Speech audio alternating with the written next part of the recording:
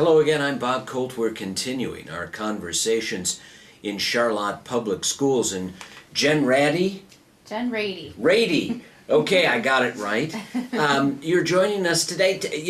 You're at the Child Development Program. Tell us a little bit about it, the name, and you've got a wide range of kids. We do. It's Weymouth Child Development Center. Yeah.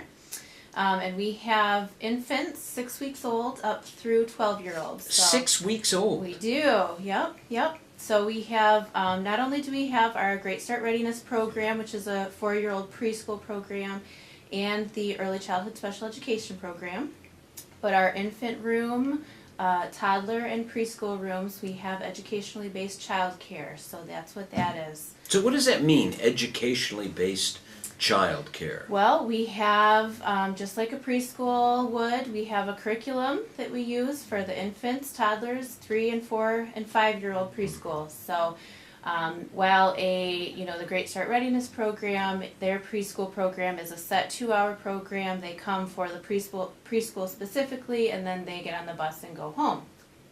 In educationally based childcare, we have the preschool, the curriculum, the things like that, but we're open from 5:30 in the morning until 6:30 at night, so the kids can be here however much in between there they need to be. So what a great advantage and program for people in the Charlotte Public School District. So all the way till 6:30 at night, because parents are coming home from work and they want to pick up their kids, obviously, and you have to be flexible in time. Exactly, yep. And so tell us some of the things that the kids do in a day. Well, it depends on, which classroom you're looking at. Obviously, the infants would have some different activities from the preschool rooms, but generally every classroom does some sort of art activity, some sort of sensory activity. The older classrooms try and incorporate math and science, and every classroom we really try to focus on literacy. They all do outdoor times, large motor, that sort of thing. So we try to get all the different areas of development into one day. So tell me a little bit about this. How does a parent sign their kid up? Well, there's a lot of different ways. We have the information online on the Charlotte Public Schools website that they can find there. They can give me a call and I can send it to them in an email, or they can set up a time to come in and meet with me, and they can do a tour of our center and see if they would want to go with us. And so you have to start early because parents need to drop off their kids early. Yep. We actually just within the last few years started opening up at 5:30 due to parents requesting that they had to get to work early, so we tried to accommodate as best we could. Yeah, so they sign up, kids come at different times during the day, and the parents have the opportunity that they're handing their children over to people who are really qualified to work with them, right? Yep, absolutely. Yep. Tell us about the qualifications of the people who work there. Sure. All of our lead teachers in the classrooms, and each classroom, each age group has a lead teacher. They have at least their CDA, which is a Child Development Associates, and up through bachelor's degrees in early childhood education or child development. So the lead teachers all have a lot of education in what they're doing. Assistant teachers we look for some that may have their education in that, but they all have at least 24 hours of training specifically in child development each year. So we go through and we provide some trainings here at the center. We'll go to early childhood conferences that lead teachers and assistant teachers can get some new information there. So. That's terrific. So let's talk about the infant care then. I mean, if you have a newborn coming in, what kinds of things do the people who work there have to do? Well, we have while we do the curriculum in the infant room, it's meeting their basic needs first. Yeah. So. Diapers and feedings and naps are what we really focus on, and whatever the parents are doing at home, their schedule, we try to follow it here. So if it's every couple hours that they're eating, then that's what we try to do here. So And we do So you have a provide- whole log for all the kids. we do, yep. And each child has their own sheet, and it logs all the times that they ate during the day, all the times that they were changed, all the times that they slept. So when the parents come to pick them up, they can see exactly what that day looked like for them. So That's great. yep. And then what's kind of like the next age group that you focus? The next one after that would be the toddler room, and at about 18 months is when we look at moving them up to the toddler room, and that's just it's the mid step between infant and preschool. So they again have the curriculum that they do, and they have a little bit more planned activities that they can do in that classroom. A little bit more of a schedule as opposed to kind of, on as needed kind of basis. So, Do the people who work at Weymouth, do they have the opportunity then to spend quality time with each child? absolutely, absolutely. We do, the state requires a certain teacher to child ratio, and we try to have that be less. So like the infant room, while the state ratio is a 1-4, we try to do a 1-3 just to give that more one-on-one time. But again, infants up through preschool, we try as hard as we can to focus on each individual child, what their needs are, and the teachers bonding with the kids and just making it a good experience for parents, families, kids, everybody all around. So what's unique to toddlers? What do they really need in their day? Well, they need the freedom to explore. They need to be able to, that room is their own little world, and they need to be able to get into everything, and for that to be okay, and for that to be, that's how they learn, is to just, to be getting into this and that, and, we just need to present them with new experiences and things like that, so. So they go around the room and you have a lot of activities, things for them to touch and Yep. feel and Yep. explore and... The room is broken down into different areas. So they have the quiet book area where there's cozy things. They have a climbing area because toddlers love to climb. They have a block area for building and a pretend play area. And so all these different areas are just set up for them to go and explore and learn that way. And how long are they kind of in the toddler? At what age do they change out of the toddler? At about 36 months is when we look at moving them up. Between 36 months and it depends on their development, but that's when we start looking at it. So, and then they would go into the 3-year-old preschool room, and that's where they start really focusing a little bit more on kindergarten readiness. They start in there with the letters and learning how to write their name and all that sort of stuff. So. And kids at that age are really sponges, aren't they? They absolutely are. And the toddler room, we expose them to things. The 3-year-old room, we really try to cement some things in there. So, yeah. So they're in that 3-year-old room. You've got to focus on getting them ready for kindergarten. And they do their name, other things. How do you know that they're ready to be ready to start kindergarten? Mm-hmm. Well, the 3-year-old room is just kind of the beginnings of it all. And we do conferences twice a year, so at that point we kind of let the parents know this is where we are, this is where we want to be for kindergarten. They still have a couple years at that point to work on stuff. At 4 years old, they move up to our 4 and 5-year-old preschool room. And so that's really where they start doing, we have like a checklist that says, this is where they want you to be for kindergarten, this is where we're at, here's the things we can do to help get you there, all that sort of, fun stuff that comes right before school, so.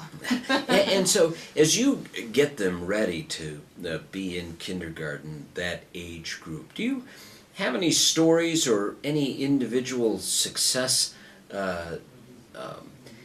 sort of moments that you can pass along to the public? Because again, I think Weymouth is really unique in to Charlotte and other places, and I think every parent wants to know that their kid's going to be successful. Sure.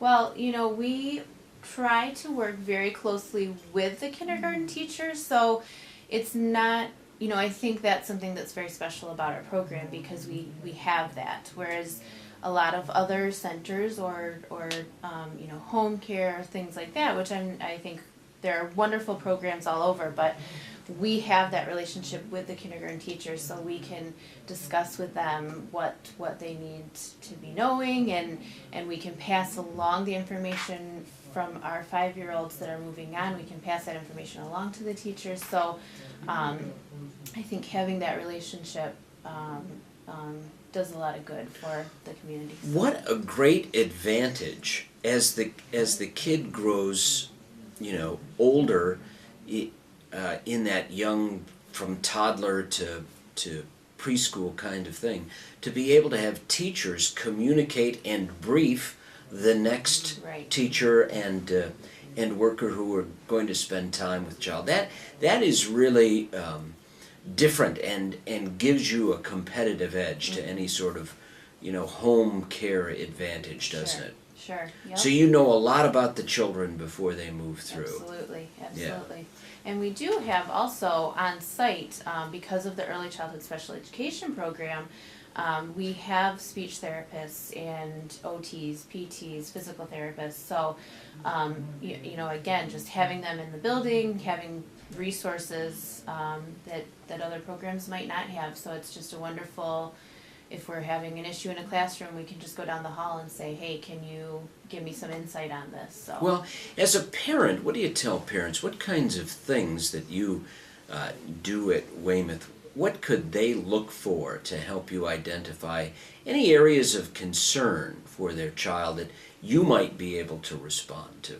Well, a lot of what we tell parents, because every child is different. So without sitting down with each child, and there's all sorts of different testings and things like that, but I would just say, if you are concerned as a parent, usually you have something red flag go off, go ahead and have it checked out. But we just really focus on wherever your child is, making sure we're meeting those needs. So finding, if you do need help in speech, we can have the ability and the means to make it work. So, and you, we actually identified the last category as preschool, but then you have kids who are older as well. Talk about that. We do. We have a school age program, so kindergarten up through 12 years old is what we're licensed for.